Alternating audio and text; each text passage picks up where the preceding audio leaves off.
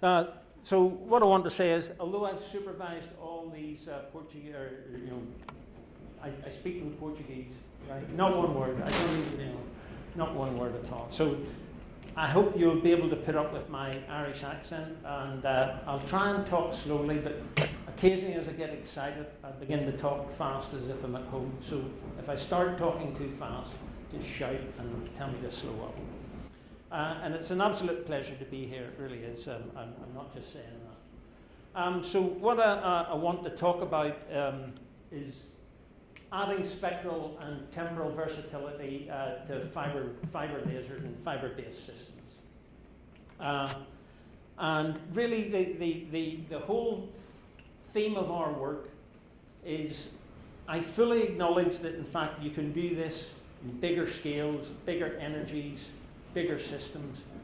The whole theme of our work at the minute is to make small, compact systems with sort of moderate powers, say up to about 10 watts average power.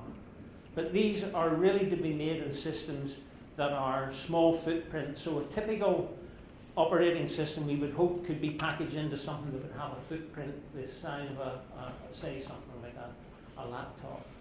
And actually that even work better than the one I brought along with me, okay? So that's the idea behind this work. And it's to show versatility. The most important thing is that we have some sort of versatility in this system. And that's both in wavelength, pulse duration, repetition rate, spectral range, whatever. Okay. So what I want to do is I want to actually thank particularly Cristiano for the invite to come along here today. And to tell you about the things that we do. I know that this is not the main theme of what the people here do, so I know some of you, in fact practically all of you, will be quite bored with it, but I apologise for that. And perhaps there may be something that interests you, and at the end of it, if you want to ask me a question about it, please feel free. I want to thank also Robbie Murray and the members of the group, Robbie Murray, Tim Runcorn, and Rob Woodward, whose work is primarily listed here today. There's other bits done, but these are the guys who do the work. The ones with the asterisk is, I don't know where that's working to, what that is. The screen that doesn't reflect. Okay, well, the point. Robbie and Rob have actually been here visiting as part of an exchange between Imperial and FAPES that's funded. And I must admit, they told me about the facility, and it's actually better than I expected, to be quite honest. It's just fabulous. You're very lucky to work here. And the other person I want to thank and acknowledge is this guy here, Valentin Gapontsev of IPG, who actually have supported our work for about 20 years, because he has the same sort of vision as us of the application of fiber lasers and fiber-based systems. So what I want to do is I want to sort of tell you about the spectral ranges that we'll consider. I'll tell you about that. I'll then just describe the advantages of the technique of MOPFA technology, and then sort of describe some of the seed systems and the advantages and disadvantages of those, and then spectral versatility through, for example, nonlinearity, and this will look at all the classic supercontinuum, parametric, Raman, second harmonic, and difference frequency generation. What it is not, it's not a comprehensive review of all the competing and all competing sources. I simply don't have time to do that. All I'm going to do is concentrate on what we do, and hopefully you'll see something from that. So if you look at fiber, and we'll only consider silica-based systems here. So if you look at silica-based systems and nonlinear conversion, the classic area of ytterbium, erbium, and thulium cover these bands throughout the silica transmission window. And typically at the moment, ytterbium's operating single mode, the maximum single mode from a ytterbium fiber laser. So this is in a 7-micron core. It's 10 kilowatts average power. So 10 kilowatts continuous, not 10 kilowatts peak, 10 kilowatts continuous. That actually will cut through 2 inches of stainless steel in a second. So You're able to see why that's interesting. Ytterbium, erbium is scaled. It's much harder to get it going at much higher energies or average power, simply because the ytterbium tends to break through. But this is in an average power of up to about 1 kilowatt. And thulium is the same, and there's a lot of interest in thulium at the minute, particularly to use this to pump further up into the... All of them are from IPG? You can buy them from IPG if you want, yeah. Okay. Yeah. They're all available, but I don't think there's anyone else who would do that scale CW. Down this scale here, sort of from about 100 watts down, there's lots of suppliers, lots of people who do that. But this sort of top level, and to be quite honest, in the scientific world, that's not needed. You don't need that for anything at all. I've shown bismuth here at about 10 watts. Bismuth is actually, of course, it's not a rare earth, and it covers this from about 1.1 to about 1.5 microns. It's not so well developed. You probably hear a lot about it. It's not in a single material. You have to change the glass composition. The other negative thing about bismuth is that it generally tends to be cryogenic. You have to cool it for it to work. And some of the wavelengths, it's okay, but generally it's being cooled. Operates about 10 watts average power, which is quite nice. But there are other ways to actually fill this gap anyway. And that gap can actually be filled very readily by using a ytterbium laser as a pump and generating the Raman signals and Raman gain in fibre. And so that is a competing technology. And I'll describe some of that in the pulsed regime. And this is typically operating CW around 100 watts for fibre Raman lasers. You, of course, have the supercontinuum source that has actually revolutionized lots of things. And I'm totally disingenuous, actually. I'm misleading you here, because in the supercontinuum source, this is operating, say, about 50 watts. But that's 50 watts average power over the supercontinuum source. So if you want a discrete wavelength, you're going to get maybe about 10 milliwatts. But that's quite useful for lots of people. And I'll go on and describe actually how this is a very successful commercial product. But the big problem is you don't really get what you think you're going to get, and I'll explain that later. You can actually then take the Raman, if you want, and generate discrete wavelengths anywhere you want in this band, down to about 600 nanometers. You can also do four-wave mixing in parametric systems in fibre, so this is all in fibre, about the 1 watt, 2 watt, 3 watt level, average power.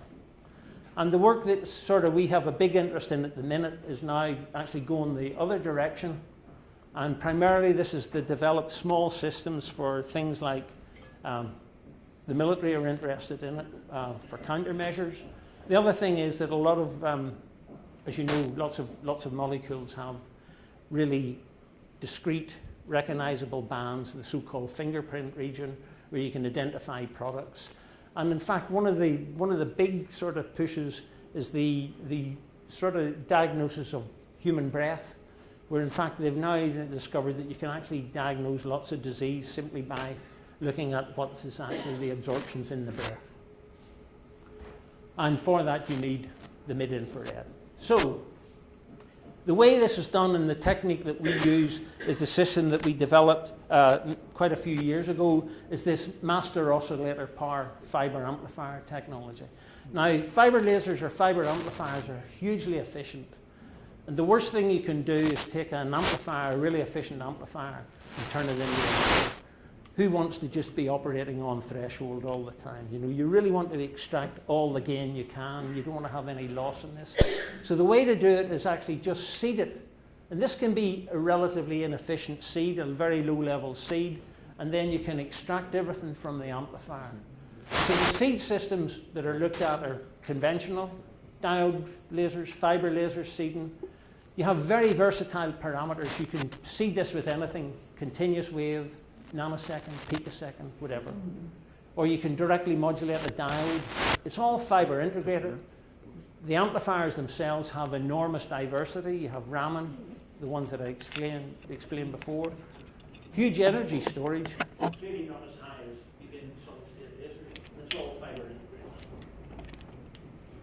What you then do is you integrate fiber after that, and this gives you a totally integrated system for nonlinear conversion. And this provides a complete arsenal of nonlinearities. Anything you want, you can do in fiber. Second harmonic, some frequency, third, fourth, all in periodically poled crystals. So it's really not in fiber. This is in fiber coupled bulk. Then you can reuse Raman, self-phase modulation, four-way mixing, solitons, whatever, and supercontinuum generation. One of the things that we have been looking at is actually the seed systems, and what are the best seed systems. And the classic system to seed any sort of fiber amplifier is the mode-locked fiber laser. And this is very, very basic. You have some sort of gain block. That can be your ytterbium, erbium, or whatever. If the material is not polarization preserving, you put in some sort of polarization controller. Tunable filter to tune the wavelength. Isolator to give you a single sort of direction. And here you have your saturable absorber. You just use passive mode locking. So the passive mode locking fast gate. The gain meter can be, once again, anything you want. And the saturable absorbers, the choice is just enormous. You can use CSAMs. Of course, if it's a CSAM, it wouldn't be on the sort of on the fiber coupler here. You'd have to have something like a circulator, because of course this is a mirror, 100% mirror. Although you could use the semiconductor material without the Well, element. let me ask, in terms of saturable absorber, from your vast experience working with all of them, Mm-hmm. how do you compare them? That's coming next. Okay. And so you're basically looking at all of these. So, and the choice of saturable absorbers is enormous. You can choose anything from whatever you want. A piece of glass, good glass. So if you look at the CSAMs, the sort of typical saturation intensity is about 50 megawatts per square centimeter. And you can achieve that quite readily in a fiber laser in a cross section of, say, about 5-7 microns. And the recovery time of this saturable absorber, this CSAM, is about 10 picoseconds. But you can actually change that by a radiator. You can sort of pull that down to sub-picosecond if you want. The big problem, of course, with the CSAM is that it's a resonant device. So they're specially made for whatever system you need. This is made for 106, has a bandwidth of about 20 nanometers. It's quite expensive to manufacture. The big advantage is, of course, that you get out of one chip, or one wafer, you get lots of these. But still, if you change the wavelength up to 1.4, say, you've got to have a new one made. So it's customized for each wavelength. The devices that really made quite a considerable impact are the carbon nanotubes. And there's a sort of rough guide in that. The absorption, these are once again are resonant devices. There's a rough guide in that. The sort of peak of the absorption wavelength is about 1.5 times D, where D is the diameter of the tube in nanometers, which means roughly if you're working at 1.5, you need something about a 1 nanometer tube diameter. The saturation intensity in this is about 10 megawatts, roughly the same as the CSAM, a little bit lower for this E11 transition. But of course, you can also operate off the E22 transition, where you'll generate the electrons and then you have rapid thermalization down into the E11 band, and then of course recombination. The saturation intensity for this process really just represents how fast this thermalization is. Roughly the absorptions, if you consider them roughly the same, then since it's 1 over sigma tau, it's simply going to be directly related to the lifetime of the device. This is about an order of magnitude shorter, the thermalization here, than the recovery. So roughly you're going to have a saturation fluence that's about 10 times higher. And this actually shows that, in fact, although it's resonant, it actually operates quite well for quite a few devices. And so, for example, this is a single sample, and this single sample has mode-locked thulium. Raman operating at 1.6, Raman operating at 1.58, 1.55 for erbium, bismuth at 1.2, another Raman laser at 1.1, and ytterbium at 106. So all these have been mode locked and generated picosecond or femtosecond pulses in those ranges.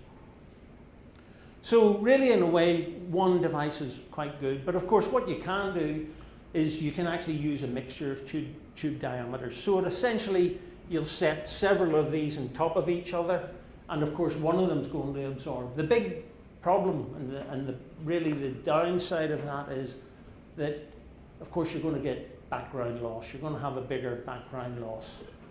But for a fiber laser, that doesn't matter because the single pass gain is so high. You can actually have any sort of increased non-saturable loss. The problem, of course, is that it's in a polymer, so if you have problems, say, for example, with Q switching, you can damage the polymer. And usually it's the polymer, the host, that damages rather than the carbon nanotubes. The carbon nanotubes tend to be quite robust. That then brings you on to what you guys are here for, and of course, graphene. And I probably have no need to tell you anything about graphene. In fact, perhaps you would like to tell me about graphene, how good it is and what it's for. Graphene itself, as you know, roughly has about a 2%, 2.3% absorption per layer. Saturation intensity in this is about 10 to 200 megawatts per square centimeter, depending on who you believe. Recovery times variable in the 10 to 100 femtosecond regime. But the big advantage, of course, is this purely flat transmittance or purely flat absorption. So this, in a way, is the universal saturable absorber. It's good for any wavelength. This is this absorber in PVA, and you can see a few little ripples of the PVA on that, but that doesn't matter. So this device, one of the advantages, of course, is it has a lower non-saturable loss. It operates over any sort of wavelength that any fiber laser will go at, so that's very good, and it has this universality about it.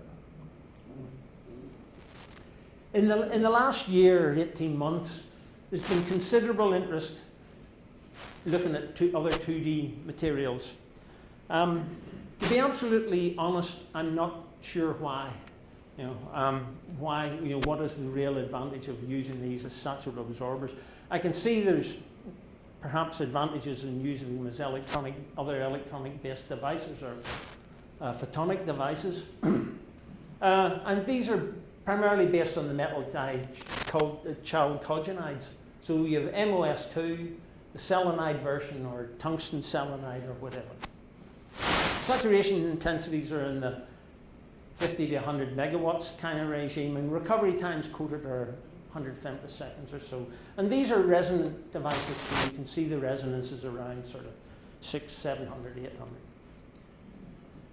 One of the interesting features, of course, is that this MOS, the molybdenum selenide, actually acts as a saturable absorber at 1.55. But there doesn't really appear to be an enormous amount of absorption in the trace here. But it definitely is an absorber. Oh.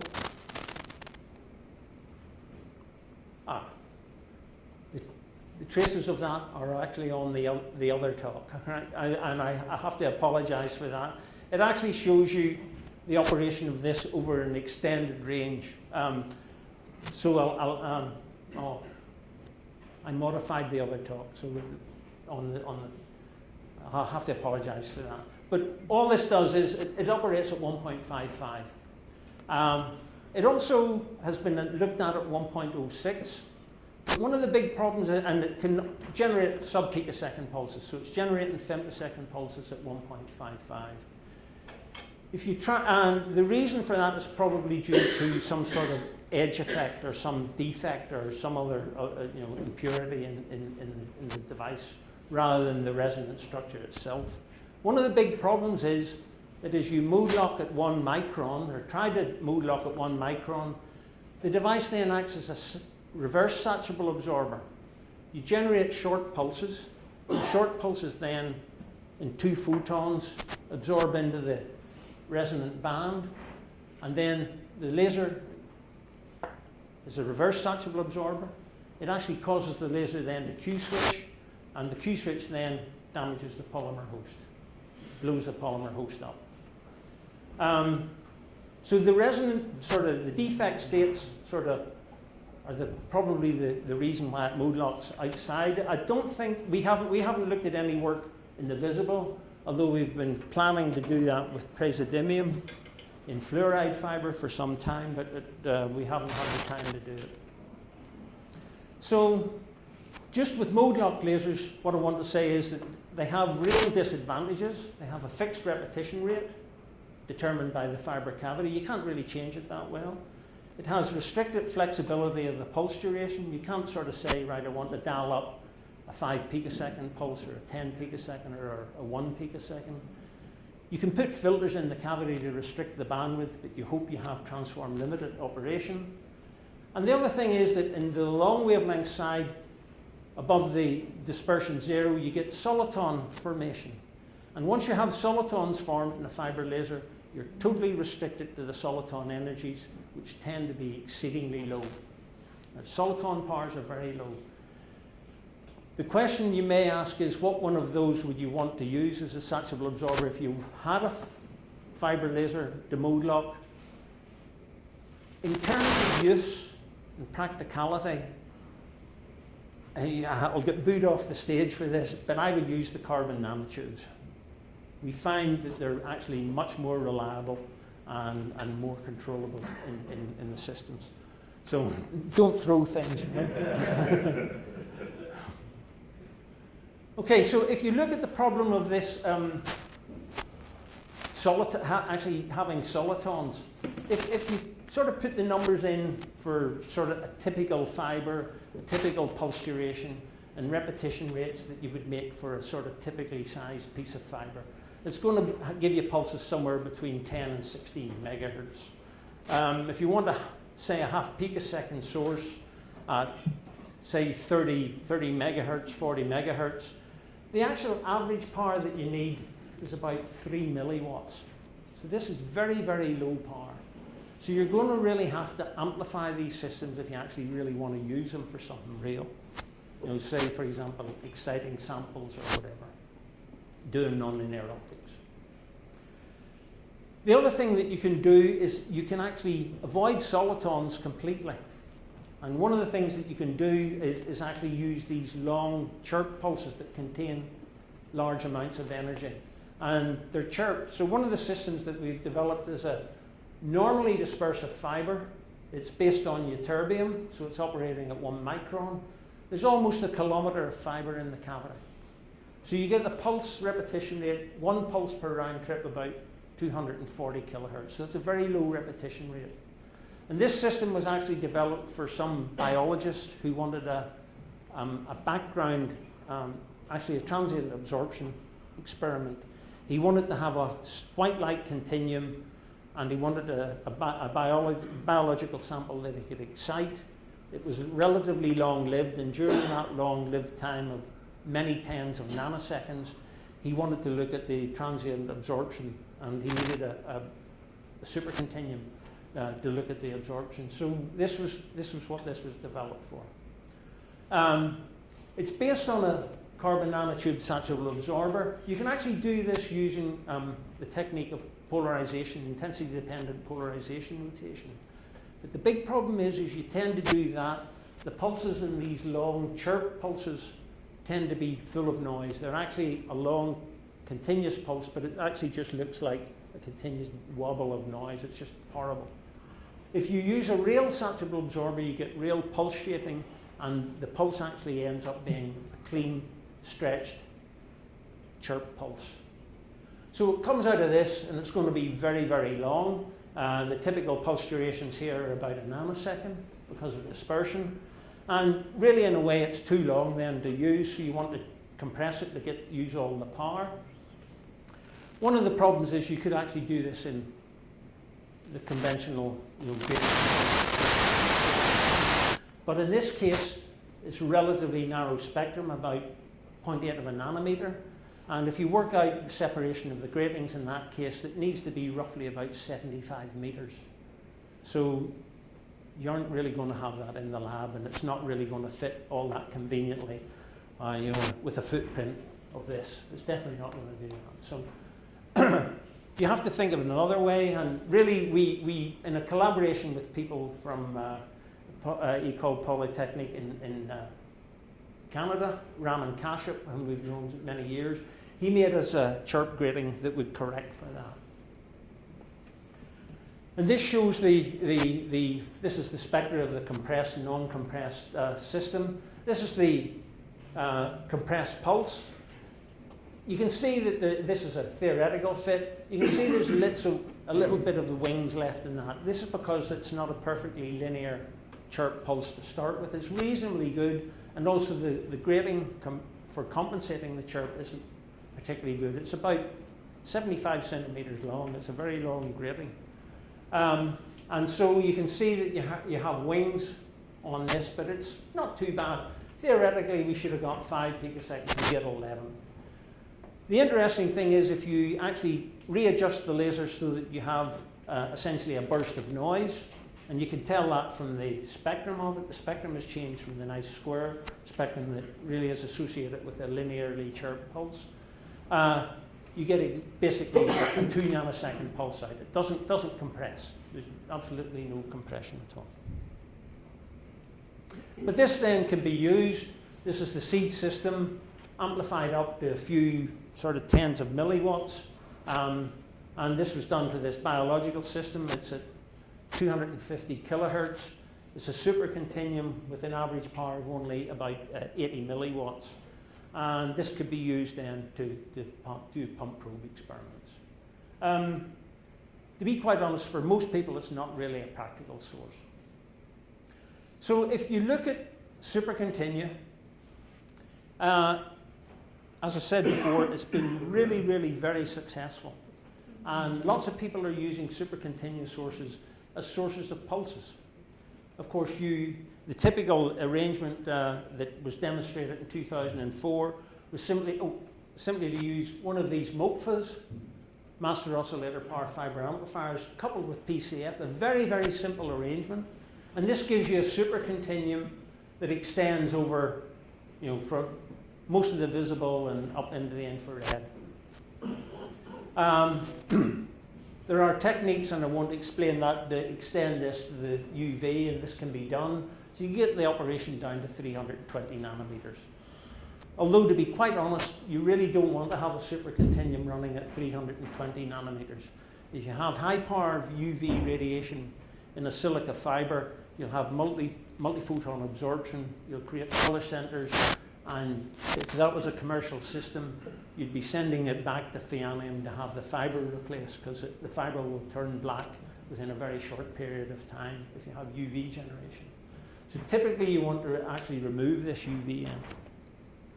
But it operates down to 320 nanometers. And the process that is actually used to generate the supercontinuum is, there's the physical process. This is actually showing what's happening. This is a model of it. You start off with your 1 micron pump radiation here. And after about 25 centimeters in the fiber, what you find is that the pump pulse, which is a nice clean pulse, generates what's called modulational instability. It's like 4-wave mixing with solitonic effects in the fiber. And this fragments, and noise in the background actually gets amplified, and you have these very sharp solitons evolving on the back end of the pulse. And these actually are quite powerful. They're femtosecond type duration, these noise bursts. After about 35 centimeters in propagation, you now see that your pulse is fragmented into a sea of solitons, and you're getting 4-wave mixing between the solitonic bit and the bit in the normal dispersion regime. As you can see, your supercontinuum, this is caused from a single pulse, is quite noisy. When you buy one of these commercially, they show you the spectrum of it integrated, say, 10 million times. If you take this and have a random noise generator and then integrate it 10 million times, it's perfectly flat. It looks lovely. Finally, by the output end, you have this sea of solitons, and you have the solitons actually are accompanying with trapped dispersive waves. And you can see there's like a one-to-one dispersion, or a one-to-one correspondence between the soliton and the dispersive wave. Here, here, here, here, this one with this one. But you have a sea of solitons and dispersive waves down here, and the remainder of the pump pulse here. So what you do is, this is pumped by roughly a 5-10 picosecond pulse, generates the supercontinuum. This is the supercontinuum that you get, extending roughly from about 2 microns to, say, 400 nanometers in this case. And you want to use it for an experiment, so you spectrally filter this. And most people think that when they filter it, they're getting a pulse of about a few picoseconds, roughly the same as the pump pulse, roughly the same pulse duration. And if you don't resolve that, in fact, even if you do resolve it, you'll actually see quite significant noise. And you can see, in actual fact, if you filtered this, what you would have is 3 main peaks in the pulse of femtosecond pulse duration. This will vary from pulse to pulse. So it's going like that. Sometimes there's 1 in it, sometimes there's 2, and it's moving constantly. So it will integrate and fill up the envelope within a picosecond regime. Now this would be, if you were actually using these to measure, say for example, the nonlinear response of a material, the peak power that you're putting on that is totally uncontrolled. So you know nothing about it at all. So you'll make quite severe errors. And the same dynamics happens in the femtosecond regime. In the femtosecond regime, what happens is you have high order soliton compression. It compresses very quickly in say only a centimeter of fiber. And then after that, you have complete instability. This high order soliton that's compressed falls apart and sheds off other solitons. And this region here is just a region of complete noise. So if you want to actually select pulses then from a femtosecond continuum, you have to do it in the first centimeter of fiber, or at the point where this has actually reached its maximum compression. You have to cut the fiber here. So that's how you generate nice pulses from that. Alternatively, and the simplest answer is actually avoid solitons altogether. Use self-phase modulation in the fiber. Use a normally dispersive fiber. But then the big problem is you're still pumping this at fixed repetition rates. So you're using Moglock lasers to pump it or whatever. And you have a fixed repetition rate that you can't change. The technique, of course, can be extended. There's tremendous stuff that you can do with supercontinuum. This actually shows you the supercontinuum based on a thulium-based system. This is a very, very small system. It's a small picosecond oscillator. It's dispersively stretched, then amplified, but only amplified up to about 200 milliwatts average power. You don't need so much power. And then outside, it's actually spectrally temporally compressed down to about 800 femtoseconds. And using only about 100 milliwatts of power, you can actually generate a supercontinuum that extends up to about 3 microns. This is a highly germanium doped fiber. Germanium actually has a high Raman gain.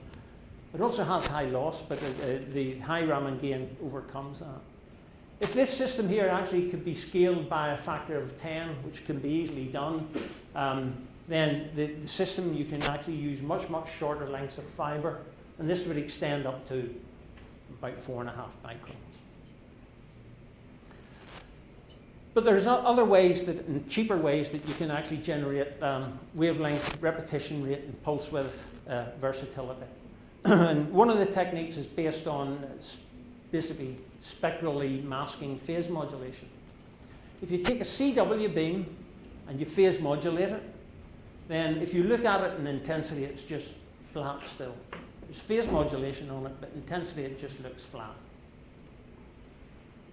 If you then put a spectral filter in, so a phase modulation in time is the equivalent of a frequency sweep. So you have the sort of differential of this in time. You have a frequency sweep that follows it.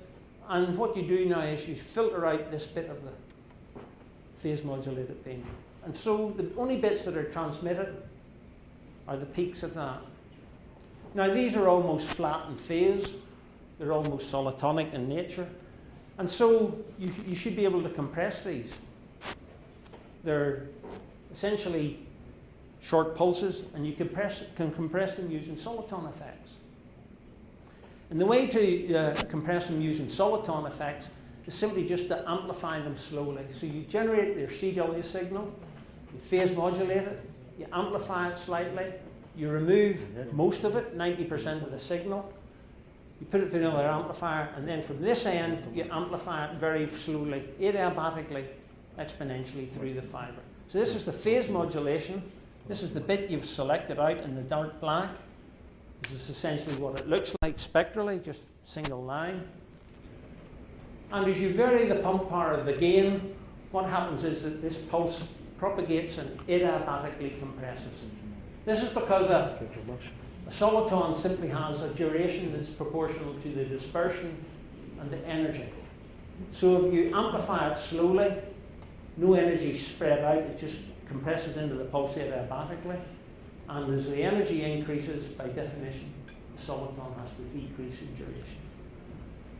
So this allows you, by varying the pump power of the amplifier, to change the pulse duration from 10 picoseconds down, in this case, to about 300 femtoseconds. This shows you the typical pulse durations that you will get, tuning the wavelength, from, in this case, over just using an erbium amplifier as the input C, from 1.54 up to 1.56, 1.57. The big problem is that this needs anomalous dispersion. It needs solitons. The pulse energy is limited because you're using solitons, but this is operating at average powers of watts, average power. The pulse duration is limited by clearly soliton dynamics. You have little control over that. Well, you have control over it. You can control the duration of the gain. But to be quite honest, the greatest flexibility is to generate variable pulses. Simply just use a CW seed through a straightforward amplitude modulator. And that gives you probably greater flexibility.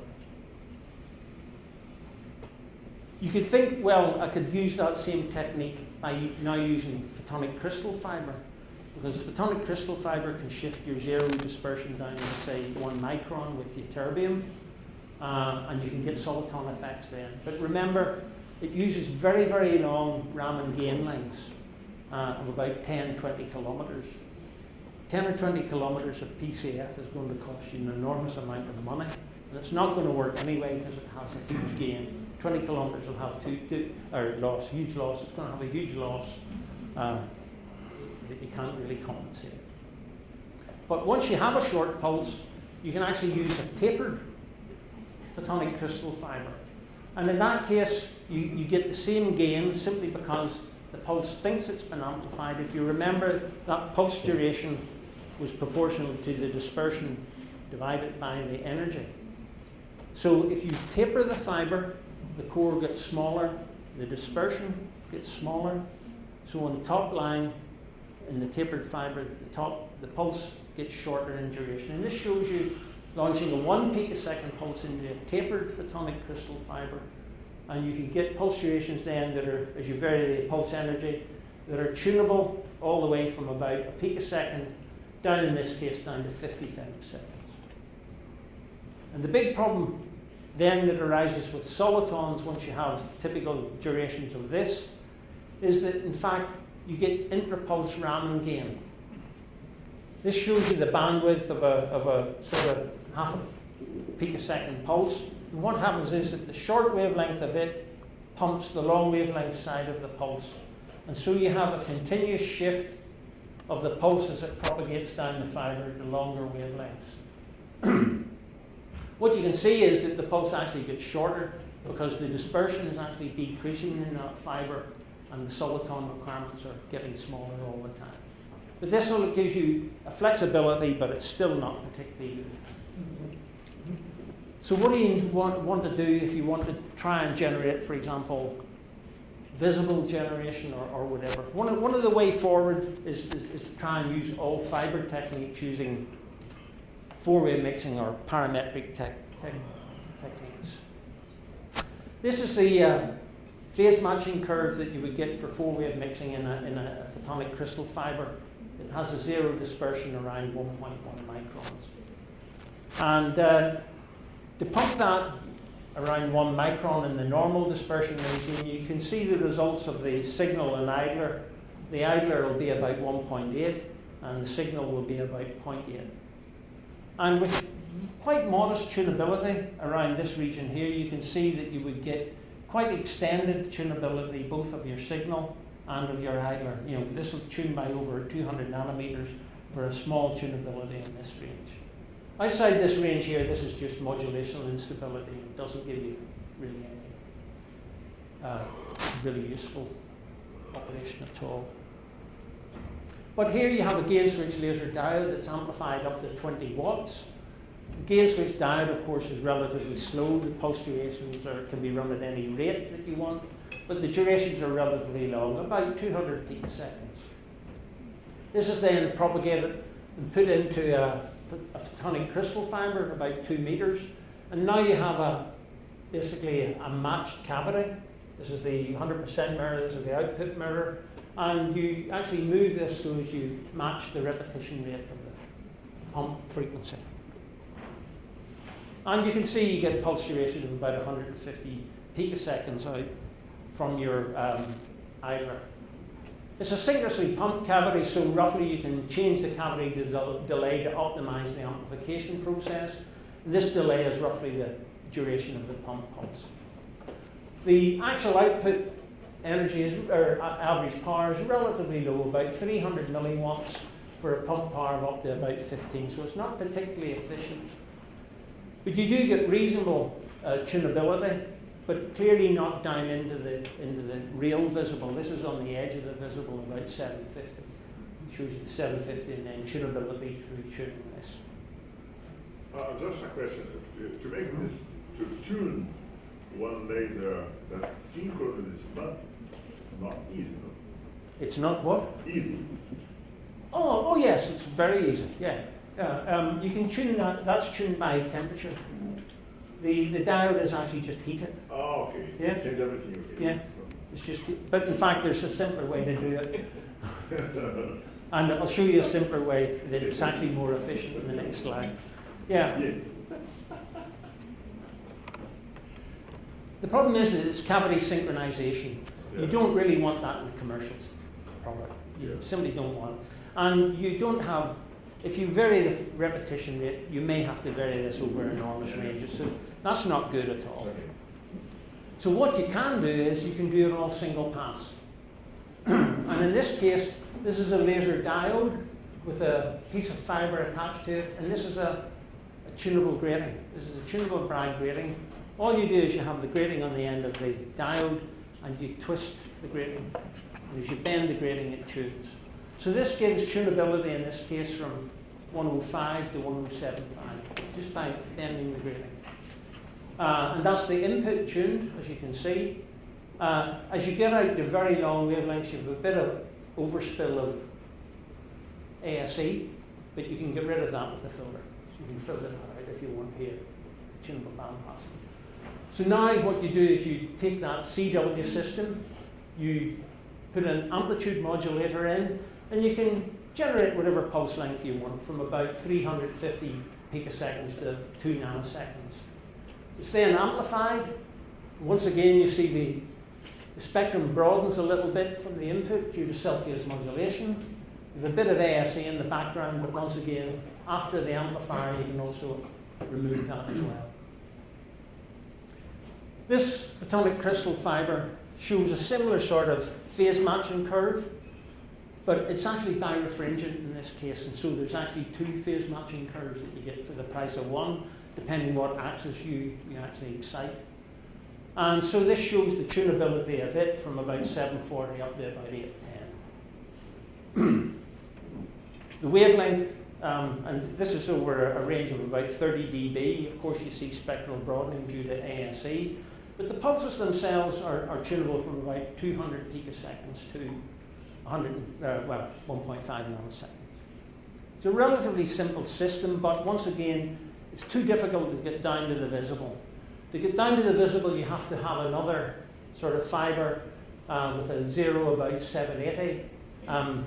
This fibre here that we used, you're never going to get down to sort of 780 with this. It's actually too difficult to pump. There's no pump source for it, 1.01 microns or whatever. So it's not so good. And you can do exactly the same again using that other fibre, and that'll allow you to generate pulses in the visible around 600 nanometers. And of course, you can try and think of getting further, but the big problem with this technique is that you're actually looking at phase matching in a photonic crystal fibre, and that's critically dependent on the dispersion. If the dispersion changes by 1%, the phase matching is totally lost. And can you imagine, and that's actually also controlled by the size of the holes, which are nanotype holes in the photonic crystal fibre. If they vary by 1%, that changes the dispersion, so you lose your phase matching. So it's not really a particularly useful technique. The problem, of course, as I point out here, is power scaling. You might want more power. You don't, this is only giving about 400 milliwatts maximum. So, one of the things that there's big demand for at Imperial Colleges in the biophotonics group is visible sources for microscopy. There are really no fibre-based sources, so you're looking to compete with whatever is in the visible. Of course, you supercontinue, but we've seen before that that's not particularly good. There's laser diodes, they're okay. So, well, there's an enormous number of fluorophores now being used for different imaging techniques. And each imaging technique has some sort of fancy acronym. There's PAM, STORM, STED, RESOLVE. I don't know what they all mean, but but really most physicists just call it imaging in the visible, okay? And that's all it is. One of the ones that's a big importance in, is this STED, which is stimulated emission depletion spectroscopy. And using it, you can get below the resolution limit very easily and resolve sort of direct resolution of nanometer scale. And for that, you need excitation and de-excitation of somewhere between 400 and 800. So there's a big demand on the complete visible. One of the best examples of it is using green fluorescent protein. And it can be expressed and introduced in lots of biological samples. And it doesn't really cause any problem to them. So you can look in vivo, you can look at the system living and then probe it with light. The emission peak of this is at 510, and so it's very suitable for depletion at 560. And the whole basis of the technique is as you increase the pump power, the resolution improves. And this is actually just shown very roughly in this. This is green fluorescent protein. You can excite in this absorption. This is the fluorescence peaking about 510. And what you want to do is you want to deplete the fluorescence, say around here, where you actually aren't re-exciting the sample. So 560 is good to do that. And just this cartoon shows you what really you do. You have the green fluorescent sample that's stained here, and you actually you have a stimulating annular beam. So you actually have to have this annulus, this ring of de-exciting light. And what happens is you increase the intensity of it stimulates emission. It's like a mini little laser, okay? There's no resonator, but it stimulates the emission, so the emission is lost. And so you have what will happen is that you'll only see this center region then, because this won't be fluorescing anymore. It's originally been hit with the beam de-excited, so this bit is actually fluorescing. As you increase the intensity, you can imagine that the intensity here is enough then to stimulate beams, or part of the beam that's inside. So it actually removes, and as you increase the intensity, as shown by this formula, increase the STED beam beyond the saturation fluence. So this increases, and what happens is then that this gets bigger, so this overall gets smaller, and this is the resolution limit. And you can get down to tens of nanometers resolution using visible light. So the guys sort of came along and said to us, can you actually make a fiber-based system, a small compact system that needs no operation? And this is what we need. So the biologist said, we want a central wavelength around 560, okay. High pulse energy, so that you get good resolution, so you have to stimulate the beams with 35 picojoules, yeah, that's okay. They wanted enough average power. I don't know what that meant. Enough average power meant that you had enough to do the experiment, not kill the device, but be able to detect the beam. Essentially, that was it. They didn't know what they needed, but they typically wanted about a watt average power. Pulse duration had to be tunable because they used different samples. A low repetition rate because they didn't want lots of this is looked at in real time, and the fluorescent processes can be long, so they don't want to have one tail overlapping with the other. They wanted diffraction limited beam quality because you have to take the beam and then generate this annulus to stimulate. And then they wanted it polarized, compact and efficient and turnkey, so no operator. And then they said, could you do it for next week? So to get out of it, I said, well, why not use a semiconductor laser? Don't. They said, no, it's compact. The average power is a bit low, and there's sort of fixed repetition rate, and the energy is definitely too low. It's a really poor beam quality, so you won't be able to generate the annulus from it well. It's roughly, there's not a lot of flexibility in the pulse duration. I said, well, you can use a modulator, and we would do. No, they didn't want to do that. There wasn't enough power. So I said, well, how about a Ti-Sapphire Oppo? Too expensive, it's far, far too expensive, very large footprint, needs an operator. Definitely delivers enough power, good average power. It's very, very inefficient. You get about 4% optical efficiency for 18 watts a pump. And these are primarily fixed duration, femtosecond pulse duration. They're pumped by a Ti-Sapphire. And so that's not so good. So my last thing I said, but please, what about the supercontinuum? And I said, well, it's compact, roughly reasonable powers, you can do that. But they said it's fixed repetition rate, 80 megahertz, very low efficiency, 10 picoseconds pulse duration. And I said, well, it's not actually, it's a burst of noise. And in fact, that's not good for your stead beam. You won't actually be controlling the stead too efficiently. So we agreed to build one. We agreed to build it based on Raman. And it's very, very simple. It's a seed laser at 106, and this is modulated directly, so you can get the pulse durations that you want. They want it somewhere between 100 to a nanosecond, 100 picoseconds to a nanosecond, no trouble. Amplified up to about 6 watts, and then put into a Raman gain fiber. This is just a piece of germanium dope polarization preserving fiber. This is the Raman gain that you would normally get. Now, normally if you make a Raman fiber laser, it has to start from noise. If it starts from noise, the gain's quite low at the start, so you need to use extended lengths for the Raman gain. If you use that, as the Raman generates, you get self-phase modulation, so it broadens. Now, we knew that we were going to have to frequency double this in PPLN to get from the Raman signal at 1.12 to 560.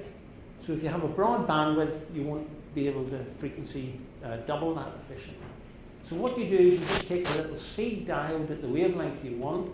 It essentially provides the noise you want, the noise seed signal. And this is only a few milliwatts. You seed it in the peak, you pump here, and this generates a hugely efficient signal, actually only over 2 meters of fiber. And there's very little self-phase modulation. You then take that and frequency double it in a PPLN crystal, and this is the kind of operation you get. Relatively narrow bandwidth, 0.04 nanometers. As you change the pump power, you're getting conversion efficiency into the visible of about 50%. This is giving you 1.5 watts of average power. It's a nice clean spectrum, around 560. And you can run this at any repetition rate you want, from 2 to 42 megahertz. And the pulse duration is tunable from 100 picoseconds to 2.5 nanoseconds, exactly what they wanted. but they didn't want to pay for it. They borrowed the equipment from us. The beam quality is TEM00, diffraction limited, so you can use that actually to create the annulus.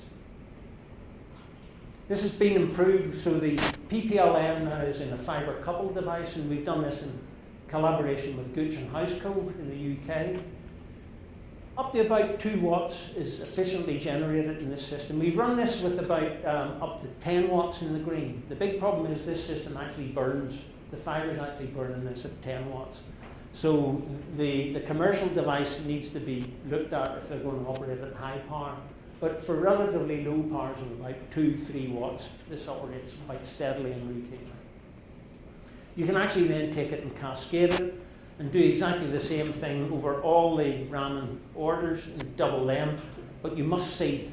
If you don't seed, you'll get a broadband. So, what I do want to say, I'll just finish that by saying, you can do anything you want now with second harmonic, and this actually has a very, very small footprint. This is actually now running on a staid apparatus at Imperial College every day, and it's operating routinely. And all it needs is turned on. That's it, nothing else. Although that, I should say, is that one of the biologists swapped the power supplies and has recently blown up the C-drive, but that happens. You can get the tunability of the system from wherever you want. You can use some frequency generation. But what happens if you want above 2 microns? What if you want reasonable sources there? And as I say, one of the applications is actually to use this in the fingerprint region so that you can identify whatever you want, explosives, cancer signals, whatever, organics, whatever you want, or use it for countermeasures. So one of the problems is that the competing technologies are not so good. In the mid-infrared, you can use rare earth doped fluoride fiber lasers, but they only go up to about 3.9 microns with very discrete wavelengths. You can use quantum cascade lasers that are looking quite attractive, but the pulse format of those is quite limited. Some of them have to be cryogenically cooled. You can use oppos, but they're quite, there's a cavity configurations, there's alignment, there's the problems in ret rate. You can difference frequency. Why not that? It's just the same as second harmonic. When you put 2 wavelengths in, you take the difference frequency. That's quite simple. So that's the approach that we have taken. You have a lower efficiency and high thresholds, but it doesn't matter. With the fiber laser, you have lots of pump power, and you can get rid of all that. So the technique that we have aimed at is simply taking, as a demonstrator now to try and get some money from the US Air Force, is to have these 2 MOPFA systems that are run off a common clock, and we simply look at the difference frequency generation. This one is a tunable source. We keep this fixed frequency, a fixed wavelength, although it can be tuned. And using that, you can tune between, in a single crystal, between about 3.2 to about 3.5, actually even further. The advantage of this is that you have, and using pulsed techniques, is that of course you lower the peak power requirements. And you can get high, you have peak power, so you get higher pump conversion efficiency. And as well as sort of being able to tune the duration of these independently, if you simply take the 2 pulses that you're generating in them and build a little delay in, you can actually arrange so that you get very short pulses generated. Simply due to the overlap of the pulses. But there's a bit of system complexity, and this is what it looks like. A common clock driving a diode or a modulator, CW seeded and amplified. So you have 2 amplified MOPFA systems. The first one looks like this, 150 picoseconds is run at with a 0.3 nanometer. And this is run up to 23 watts average power. The tunable erbium system, relatively narrow band, 400 picoseconds from it, and you can strobe this essentially through this if you want. But as I say, now we have a common system, common modulator that's running simply both systems.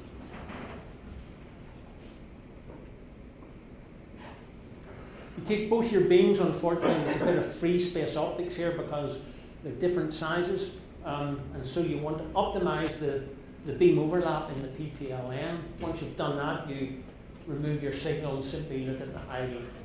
The spot size here is about 150 microns, and you're pumping a length of mag oxide doped PPLN, about 4 centimeters long. And this gives tunability with an average powers of about 3.5 to 4 watts over this complete tuning range. This shows that it agrees with theory. The output spectrum is actually looks like the input. But one of the problems. It's not continuous. No? Pardon? It's not continuous. Continuously tunable? Yeah. Yeah, absolutely continuously tunable. You showed discrete, but it's continuous. Yes, it just showed discrete, but it just would have looked into a blur. But totally continuous. And in fact, it's actually greater than that now. The range that we're covering is much bigger. If you look at the generated signals, one of the things you notice is this is the combined power. But say we look at, say, for example, the idler, it begins to rise and begins to roll off a little bit. And if you look at the conversion efficiency for the idler, which is about 30%, you notice it reaches a maximum and then begins to roll off, the same as the signal. So there's a bit of a problem going on, but originally we didn't know what it was. We actually use the signal very much in the saturated regime, so we're operating around here somewhere. But the big advantage of that is if you have slight fluctuations in your pump, it sort of evens out and you still operate in this flat conversion region, although it sort of lowers the efficiency a little bit. So really what causes this roll-off? Originally we thought it was thermal effects, and so we sort of pumped at even higher powers and just looked at the beam itself. There was no distortion of the pump alone. PPLN is notorious for generating photorefractive defects, and we had a look, there was no visible generation, so there was none of that happening. So we thought it must be back conversion, and we looked at that simply in real time using the street camera. And we can see as we increase the pump power, we start to see the pulse, and as we increase the powers here, you can see that in fact what's happening is that the peak of the pulse is being pulled down through depletion, and so it's effectively broadening. Gets to the point where you start to see the center of the pulse being removed. But then as you increase the pump power even more, the center of the pulse starts to come back again. And this is at 1 micron. So what's happening is as you reach this point, about 12 watts, or 8 watts here, this is where it begins to roll off. And by 12 watts, it's coming back into the pump again. So you've lost your signal in idler. It's just feeding back. The nonlinear process is giving back. And by the end of that 16 watts, you may as well not. You're just wasting your time. And so this is actually solvable. All you need to do is increase the beam size in crystal. And this can now be scaled up to actually pump powers of about 30 watts. And in fact, we're currently looking at doing this with a 300 watt average power system to try and develop a 50 watt average power in the mid-infrared for the US Air Force. And you can cascade it, so rather than using the airbeam system, you can use any ramming system you want, and these just cascade, mix, whatever. So you can cover the complete mid-infrared window. So that's basically it. What I want to say is that this master oscillator power fiber amplifier technology, sort of integrated with nonlinear optics, allows real conversion and extended versatility to huge wavelength range, pulse width and pulse repetition rates in really compact desktop-sized assemblies. These assemblies are very, very small. The fibers can be coiled up, and they are really, really compact. And they are, I admit, they're moderate average powers. The average power we're talking about is up to 20 watts, 30 watts average power. So it's not really burning anything, but 20, 30 watts average power. And these will find broad application without doubt. Thanks very much.